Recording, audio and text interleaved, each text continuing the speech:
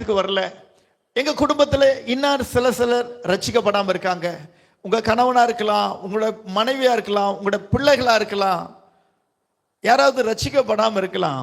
ஆனா இன்னைக்கு ஒரு காரியத்தை நம்ம நல்லா புரிஞ்சு கொள்ள போறோம். ஒரு 2 வாரத்துக்கு முன்னாடி இந்த சத்தியத்தை நம்ம பார்த்தோம். இன்னைக்கு இதே சத்தியத்தை வேற எங்களை பார்க்க போறோம். ஒரு காரியத்தை நம்ம நல்லா புரிஞ்சு கொள்ள பாருங்க. நம்ம சொல்லுவோம், அநேக விதத்துல நாங்க சொல்லி பார்த்தோம் ஆலயத்துக்கு வரும்படி, அநேக விதத்துல இந்த பாவ வாழ்க்கையை விடும்படி சொல்லி பார்த்தோம், அநேக நேரங்களில் வேதத்தை வாசிக்கும்படி சொல்லி பார்த்தோம். கேட்கறது இல்லை. சில நேரங்களில் நம்ம மனசு விட்டு போயிடுவோம், சில நேரத்தில் நம்ம நம்பிக்கை இழந்து போயிடுவோம். இன்னைக்கு பரிசுத்த வேதம் சொல்லுகிறது, தேவ பக்தி நிறைந்த ஒரு வாழ்க்கை என்பது தனி நபருக்கல்ல, அது ஒரு குடும்பத்துக்கு உரியது. இது எப்படி சாத்தியக்கூறு ஆகும் எங்க குடும்பத்துல? ஏன்னா ஆண்டவர் சொல்றாரு, ரட்சிப்பு கர்த்தருடையது.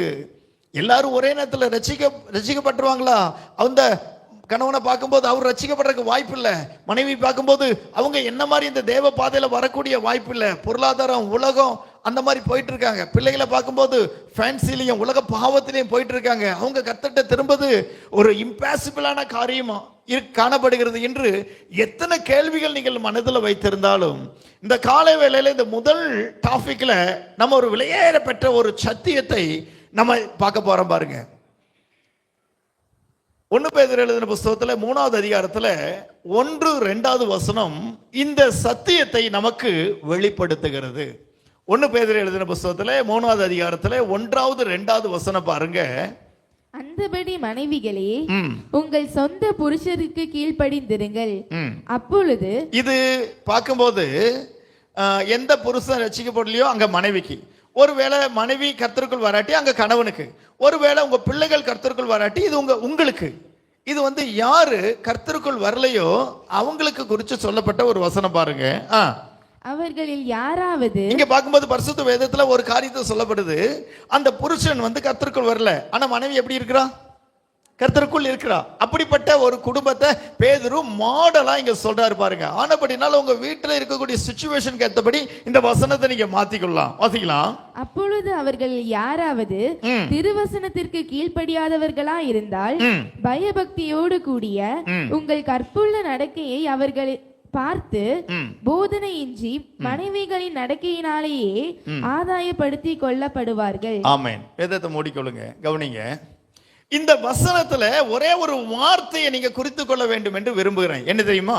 போதனை இன்றி உங்களுடைய நடக்கை. இந்த 2 வார்த்தைகளையும் நீங்க மஸ்டாக, இம்பார்ட்டன்டாக குறித்து கொள்ள வேண்டும். இதுதான் இன்னைக்கு பிரசங்கத்தோட மேஜர் பாயிண்ட். பாருங்க, இங்க பார்க்கும்போது நான் சொன்னேன், எவர்கள் உங்க குடும்பத்துல தேவனுடைய எல்லைக்குள் வராமல் இருக்கிறார்கள், திருச்சபையின் எல்லைக்குள் வராமல் இருக்கிறார்களோ அவர்களை குறித்து நம்பிக்கை இழந்து போய்விட வேண்டியதில்லை. இவங்க எதனால ரட்சிக்கப்பட முடியும் என்று கலங்கி விட வேண்டியதும் இல்லை. சாவி யாருகிட்ட அப்படின்னா அவங்க கிட்ட இல்ல. இன்னைக்கு பரிசுத்த வேதம் சொல்லுது, கீ யாருகிட்ட அப்படின்னா அது நம்மிடத்துல தான் காணப்படுகிறது. ஹல்லேலூயா. அவர்கள் ஏன் இன்னைக்கு கர்த்தருக்குள் வரல, ஏன் ரட்சிக்கப்படல? அவருடைய வாழ்க்கையில எப்பொழுது டர்னிங் பாயிண்ட் வரும், ஆண்டவர் ஒரு அற்புதம் செய்ய மாட்டாரா அப்படி நம்ம நினைச்சா, பரிசுத்த வேதம் சொல்லுது, உன்னுடைய நல் நடக்கையினால் அவன் போதகமின்றி திருப்பப்படுவான். ஹல்லேலூயா. ப்ளீஸ் அண்டர்ஸ்டாண்ட், எந்த குடும்பத்துல 2 பேர் போத் சைடு காணப்படுறாங்க, ஒருத்தன் கர்த்தருடைய பிள்ளை, ஒருத்தன் கர்த்தருடைய பிள்ளை இல்லைன்னா, அங்க கர்த்தருடைய பிள்ளை கர்த்தரை எப்படி பின்பற்றணுமா? முற்றிலுமாய் பின்பற்றணும், முழுமையாய் பின்பற்றணும். கர்த்தரை பின்பற்றதுல அறகுறையா காணப்படக்கூடாது. அவனுடைய முழுமையான அர்ப்பணிப்பும் முழுமையான தேவனை பின்பற்றக்கூடிய வாழ்க்கையை கண்டுதான் அவர்கள் என்ன செய்வாங்களா? தேவனிடத்துல திரும்புவார்களாம். ஒரு காரியத்தை நீங்க நல்லா புரிந்து கொள்ள வேண்டும் என்று சொல்ல விரும்புறேன். பாருங்க, 2 பாதை உண்டு. ஒன்னு ஜீவ பாதை, இன்னொன்னு மரண பாதை, பாவத்தின் பாதை. இன்னைக்கு பாவத்தின் பாதையை பார்க்கும்போது அது அட்ராக்ட் நிறைஞ்சதாகவும், உலக பாவங்கள் நிறைஞ்சதாகவும், அநேக களியாட்டுகளும் அநேக என்டர்டைன்மெண்ட்களும் நிறைஞ்சதாகவும் நம்ம காணப்படலாம். ரொம்ப ஈர்க்குது, ரொம்ப அட்ராக்ட், பாவம் அட்ராக்ட் பண்ணுது, உலகம் அட்ராக்ட் பண்ணுது, அழகு அட்ராக்ட் பண்ணுது என்று நீங்க நினைக்கலாம்.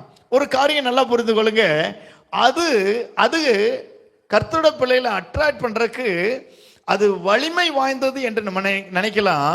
அது வலிமை வாய்ந்ததுல அட்ராக்ஷன் ரொம்ப இழுக்கக்கூடியது என்றா ஒன்றே ஒன்றுதான் உண்டு. என்ன தெரியுமா? ஜீவ பாதை தான் உலகத்துல எந்த ஒரு மனுஷனையும் இழுக்க வல்லமை உள்ளது. ஹல்லேலூயா. இதை முதலாவது நம்ம அறிந்து கொள்ளணும். அவங்க இருக்கக்கூடிய குடிய விரும்பல, ஏன்னா அவங்க அதில் அவ்வளோ அட்ராக்டா இருக்காங்க. அவங்க இருக்கக்கூடிய உலக ஃப்ரெண்ட்ஷிப்பை விட முடியறதில்ல, அவங்க அவ்வளோ அட்ராக்டா இருக்காங்க. நம்ம ராங் கான்செப்ட் நினைத்து கொண்டிருக்கிறோம். கர்த்தருடைய பிள்ளைகள் ஒரு காரியத்தை நல்லா புரிஞ்சு கொள்ளணும். நம்ம போகக்கூடிய இந்த ஜீவ பாதையில, தேவனை பின்பற்றக்கூடிய பாதையில நாம் முழுமையுமாய் தேவனை பின்பற்றும் போது இந்த பாதையில என்ன உண்டு? சமாதானம் உண்டு. இந்த பாதையில என்ன உண்டு? ஆசீர்வாதம் உண்டு. இந்த பாதையில என்ன உண்டு? திட நம்பிக்கை உண்டு. இந்த ஜீவ பாதையில என்ன உண்டு? என் வாழ்க்கையில என் சுபாவங்கள் மறுரூபமாக்கக்கூடிய அனுபவம் உண்டு. இந்த பாதையில என்ன உண்டு? என் குணாதிசயங்கள் தேவனுடைய குணாதிசயங்கள் போல மாறக்கூடிய வாய்ப்பு உண்டு. இந்த பாதையில என்ன உண்டு? மேன்மைகளும் உயர்வுகளும் உண்டு.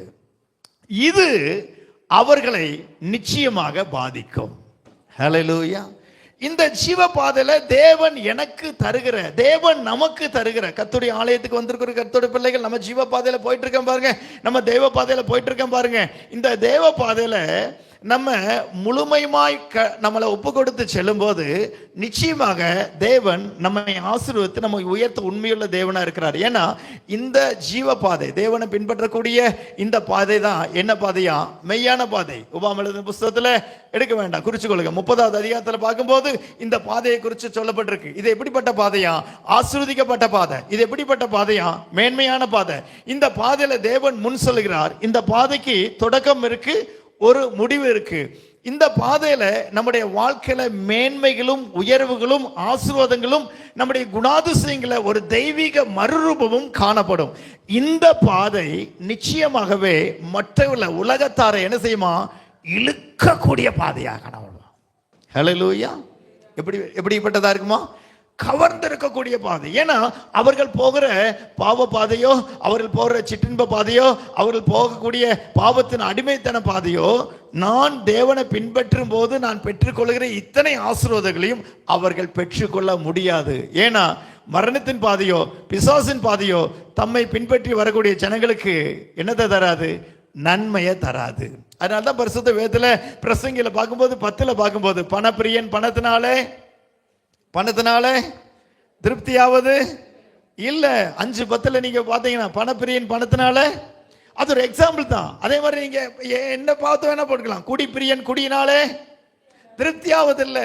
உலகத்தின் சிற்றின்ப பிரியன் சிற்றின்பத்தினாலே என்ன ஆகுறது இல்ல? திருப்தி ஆகுறது இல்ல.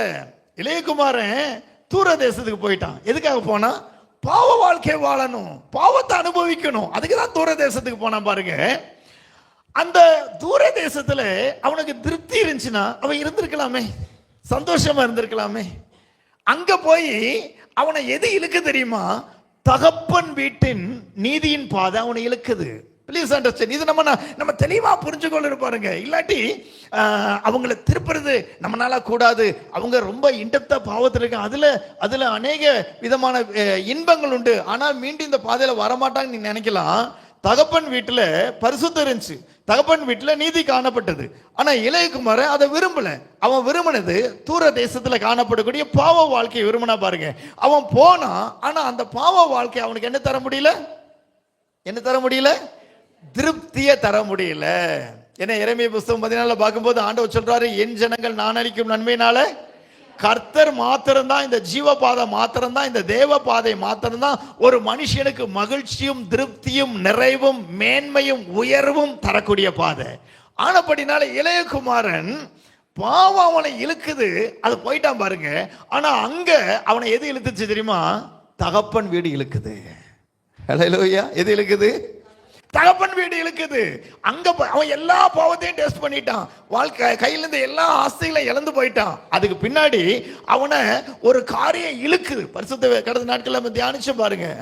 அவன் எழுந்து இங்க வர்றான்.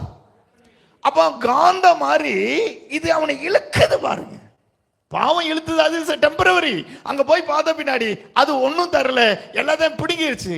ஆனா அந்த தகப்பன் வீடு, தேவனுடைய வீடு, ஆலயம், தேவனுடைய பாதை ஒரு பாவி என்ன செய்தான்? இழுக்கக்கூடியதா இருக்கா. அதனால்தான் அவன் இங்க வந்துட்டான். ஹல்லேலூயா. நகோமிய அந்த ஆலயம் இருக்கக்கூடிய பெத்லெஹேம் என்ன செஞ்சுதான்?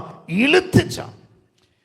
சிம்சோன் வாழ்க்கையில பார்க்கும்போது எவ்வளவு எல்லை தாண்டி போனா பாருங்க. வேசிகள் இடத்துல போய் அவனோட வாழ்க்கையுடைய எல்லையை மிக அருவருப்பாய் கேவலமாய் போனது. ஆனா கடைசியில பார்க்கும்போது அவனை எது இழுத்துச்சு தெரியுமா? Please understand. இதை நம்ம புரிஞ்சுக்கொள்ளணும். புரிஞ்சு கொண்டாதான் இந்த பாதையின் மேன்மையும் உங்களுக்கு தெரியும். அந்த பாதை வலிமை இல்லாதது, பலன் இல்லாதது. நிச்சயமாக நம்முடைய கர்த்தரை பின்பற்றக்கூடிய நம்முடைய வாழ்க்கையில நாம் இன்னும் உண்மையாய் பின்பற்றுவோமானால் நம்முடைய போதனை இன்றி அவர்கள் இந்த பாதையில் என்ன செய்வாங்களாம்? இழுக்கப்படுவார்களாம். ஹல்லேலூயா. எங்க வேற ஒரு தேசத்தில் இருக்கிற இளைய குமாரனையே தகப்பன் வீடு இழுத்துருச்சுன்னா, ஒரே வீட்டுல கணவனோட மனைவியோட பிள்ளைகளோட வாழ்ந்து கொண்டிருக்கிற தேவ பிள்ளையே, உன்னுடைய நீதியின் பாதை அந்த பிள்ளைகளை இழுக்கட்டும். ஹல்லேலூயா. கணவனை இழுக்கட்டும், மனைவியை இழுக்கட்டும், பிள்ளைகளை இழுக்கட்டும். உன்னுடைய ஜெப வாழ்க்கை ஏன் இழுக்கல அப்படின்னா, நம்ம ஆண்டவரை பின்பற்றக்கூடியது எப்படி காணப்படுது? அறகுறையா காணப்படுது. நம்முடைய வாழ்க்கையில என்ன இல்லை? சாட்சி சாட்சி இல்லாம காணப்படுகிறோம். அதனால்தான் இன்னைக்கு பார்க்கும்போது அந்த 1 பேதுரு 3:1-2 சொல்லக்கூடிய காரியம், போதனை இன்றி நடக்கையினாலே ஆதாயப்படுத்திக் கொள்ளுவாய். ஹல்லேலூயா. Is a must. போதனை இன்றி நம் நடக்கையினாலே எவரையும் நாம் ஆதாயம் படுத்திக் கொள்ள முடியும். ஹல்லேலூயா. ஏன்னா இந்த ஜீவபாதை எவ்வளவு தூரப்பட்ட ஒரு மனுஷனையும் தன்னிடத்துல இழுக்க வல்லமை உள்ளது. கேள்விப்படுவாங்க, இப்ப எப்படி இருக்காங்க? நல்லா இருக்காங்க. எப்படி இருக்காங்க? சொன்னாங்களே, அந்த அக்கா சொன்னாங்களே, எங்க சொந்தக்காரங்களாம் ஊர்ல என்ன செய்யறாங்க? பண்டிகையில திருவிழால குடிச்சு வரிச்சு கிடக்கிறாங்க. கடந்த நாட்கள் அவங்களுடைய வீட்டு விசேஷத்துக்கெல்லாம் வந்திருந்தாங்க பாருங்க. இவங்க குடும்பம் எப்படி இருக்கு, எங்க குடும்பம் எப்படி இருக்கு? பண பொருளாதாரத்துல இவங்களை விட மேல காணப்படலாம். ஆனா குணத்துல பார்த்தாச்சுன்னா இவங்க வாழ்க்கையில ஒரு மாற்றம், அவங்க வாழ்க்கையில குடி வெறி உலக காரியம். இவங்க எப்படி மாற்றப்பட்டாங்க? அவங்கள